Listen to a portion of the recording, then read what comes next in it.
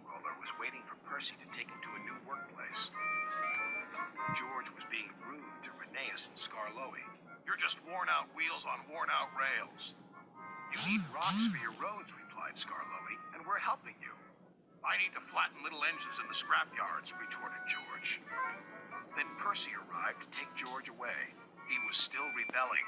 "Railways are no good. Turn them into roads." The little engines were pleased to see him go. George grumbled all the way to the old branch line. He was going to turn it into a road.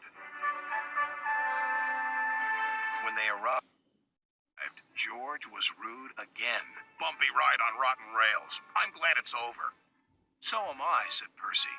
"Ha!" huffed George. Percy was still fuming when he met Thomas. "What's up, Percy?" "It's George. He makes me feel down." "Just ignore him," puffed Thomas. George was now enjoying himself.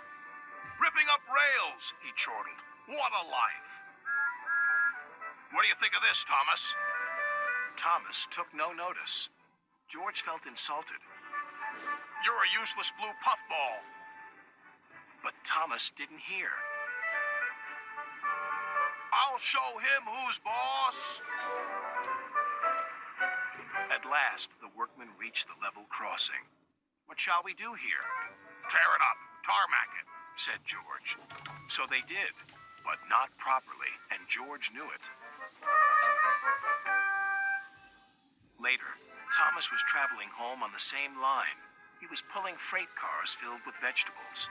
The signalman had forgotten to warn his driver about the crossing.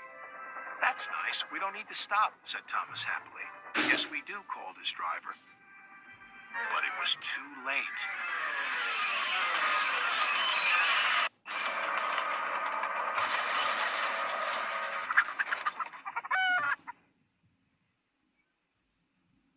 Next day, Percy told Gordon all about George. "Huh," snorted Gordon. "You're just a small engine. That's why he's rude to you. He wouldn't dare cause me any trouble." George had been taken to some yards to work. Duck arrived with a train of empty freight cars.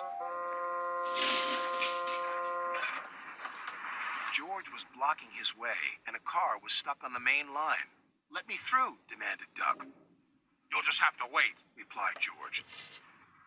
"There's no time to wait. I must clear my freight cars from the main line to let Gordon through." "Then he'll have to wait too," said George. Duck's driver went to complain to the station master, but the signalman had set the signal to allow Gordon to speed through. His passengers were singing his praises, and he was making express time.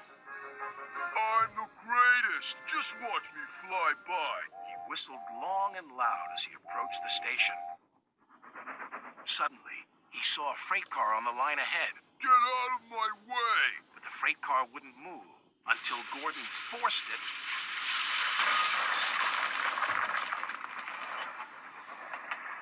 by accident. Gordon was worried that Sir Topham Hatt would be cross.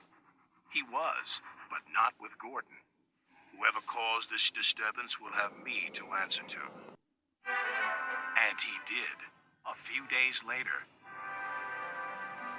"Look who's here," said Thomas. George had been found out by Sir Topham Hatt and punished. He looked miserable. "Now we'll get some peace at last," said Percy. "I want to get rolling again, but I've got to wait a whole week till I do." "And then you'll be just as rude as ever." "Eh, George?" "I hope not. Don't you?"